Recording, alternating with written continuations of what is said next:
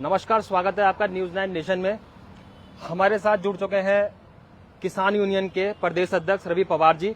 आइए उनसे जानते हैं आज क्या कुछ मुद्दा है, किस मुद्दे पे हम चर्चा पे यहाँ पर आए हैं।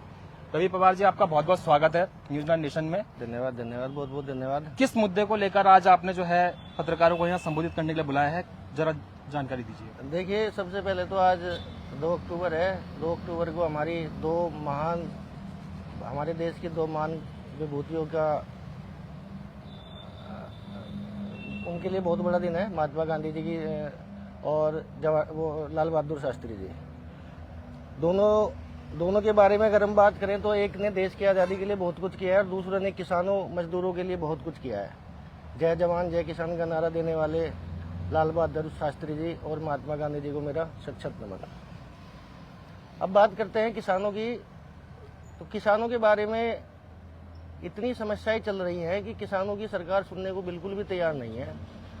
किसान इस देश की इतनी मेहनती कौम है और वो ही बहुत परेशान है।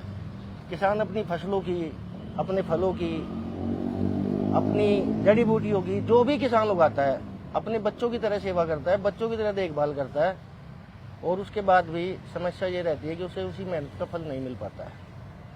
तो ये सरकारों को इसके बारे में सोचना चाहिए। किसान को सहूलियतें मिलनी चाहिए, जैसे हमारे यहाँ बाकी सब चीज़ों के लिए सरकारी सुविधाएं देती है। तो हमारी मांग सरकार से ये है कि किसानों को भी इसके बारे में, सुविधाओं के बारे में सोचना चाहिए। समय पे उन्हें मुआवजा मिले, समय पे उन्हें मशीनरी मिले, ट्रेनिंग की ज़रूरत है। एग्रीकल्चर हाईटेक होता जा रहा है। सरकार आज की डेट में बात करती है कि हम कृषि को हाईटेक कर रहे हैं। अच्छी बात है, बहुत अच्छी बात है, लेकिन उसको हाईटेक करने के लिए किसानों को भी तो हाईटेक करना पड़ेगा। किसानों को भी ट्रेनिंग की ज़रूरत है। तो सरकार कुछ ऐसी व्यवस्था करे, कुछ किसान संगठनों को या किसान समितियां जो बनी हुई हैं उनके सहयोग लेके गांव-गांव जाके किसानों को उस चीज़ की ट्रेनिंग दी जाए, तभी ये संभव हो पाएगा। अभी हाल फिलहाल में सरकार जो है जिस तरीके से किसानों के लिए कार्य कर रही थी, कुछ वादे भी किए गए थे चुनाव से पहले। अभी जो चुनाव चल रहे हैं, कई जगह वोटिंग हो चुकी है। पूरा सबसे बड़ा जो एक मुद्दा निकल के आया है, जो हर इस समय चैनल पे चल रहा है, कि जो वोटिंग हुई है वो एक जिहाद है। क्या उसके बारे में कुछ कहना चाहेंगे आप? अब देखो, जिहाद सब तो नहीं कह सकते हैं, लेकिन राजनीति तो बहुत गंदी हो चुकी है। होता क्या है कि जैसे ही हमारे यहाँ इलेक्शन आते हैं तो नेता बड़े बड़े वादे करके जाते हैं किसानों के लिए, मजदूरों के लिए, छोटे उद्यमियों के लिए। जो छोटे उद्यमी है, बड़े उद्यमियों को तो कोई फर्क नहीं पड़ता भाई। बड़े उद्यमियों के लिए तो सरकार रात को भी दरवाजे खोलती है, उनके कर्ज माफ हो जाते हैं। परेशान तो छोटे लोग ही रहते हैं। तो ये चुनावी वायदे होते हैं। चुनावी वायदा करने के बाद में जैसे ही चुनाव खत्म होते हैं फिर सरकार सो जाती है। किसी का सुनने को कोई चिल्लाते रहते हैं, किसान रोड पे चिल्लाते रहते हैं, कुछ नहीं होता है, कुछ नहीं मिलता है। चलिए, इस बात को मानते हैं कि सरकार जो है चुनावी वादे करती है, उसके बाद किसानों की अनदेखी करती है। ऐसे में कई किसान यूनियन कार्य कर रही हैं। आप भी उस यूनियन में कार्य कर रहे हैं, जो कि किसान यूनियन प्रधान है, कुछ करके यूनियन बनाई गई है, उसमें भी आप कार्य कर रहे हैं। आपके द्वारा जो है किसानों को किस तरीके से फायदा मिलेगा? देखिए, मैं भारतीय किसान यूनियन प्रधान का प्रदेश अध्यक्ष उत्तराखंड का कार्यभार में देख रहा हूँ और हमारी यूनियन पूरे देश में जगह जगह जाके ग्राउंड स्तर पर किसानों की मदद कर रही है। जो भी किसानों की समस्याएं हैं, किसानों को सब्सिडिया की दिक्कत है, किसानों को ऋण चुकाने में समस्या आ रही है, हमारे संगठन के लोग जिस तरीके से जो भी संभव हो पाता है, जो सहायता हमारे से हो पाती है, हम लोग कर रहे हैं अपने स्तर से। और हम थोड़ा सा चाहते हैं कि सरकार भी अगर थोड़ा सा हमारे साथ सहयोग करे तो हम इस तरीके को थोड़ा सा और बढ़ा चढ़ा के काम करें। क्या सरकार से आपने इस बारे में कोई चिंतन किया, कोई बात रखी सरकार के द्वारा आपको कोई अभी तक किसानों के लिए कोई आश्वासन मिला? देखिए, पिछले 11 साल से हम सरकार के साथ एक ही टॉपिक के लिए लड़ रहे हैं, किसानों के लिए, एमएसपी के लिए लड़ रहे हैं।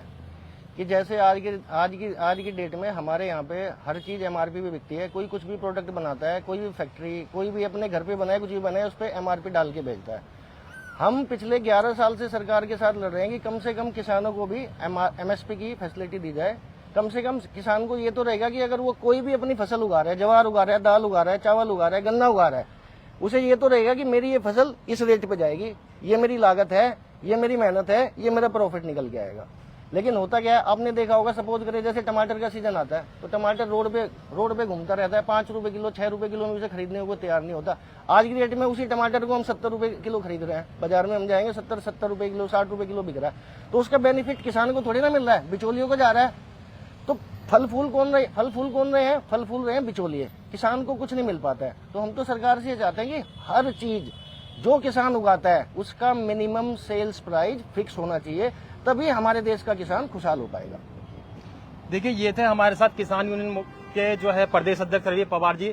अगर हम बात करें बिचौलियों की, यानी कि दलाल, जो कि सरकार और किसान के बीच में जो दलाल होते हैं, जो पैसों को लेके, जो सामान को लेके, जो एमएसपी रेट जो फिक्स नहीं करते हैं, किसी भी रेट में किसान से वो सामान खरीद लिया जाता है और आगे उसे बड़ा चढ़ा के दाम में बेचा जाता है। ऐसे ही जैसे मंडी में कोई सामान आता है तो बड़ा चढ़ाकर उस दाम को बेचा जाता है, फिर जब कोई जो ठेली वाले हैं, जो फुटकर व्यापारी हैं, उस चीज को खरीदकर जब वो घर तक सामान पहुंचता है तो बहुत ज्यादा महंगा हो जाता है।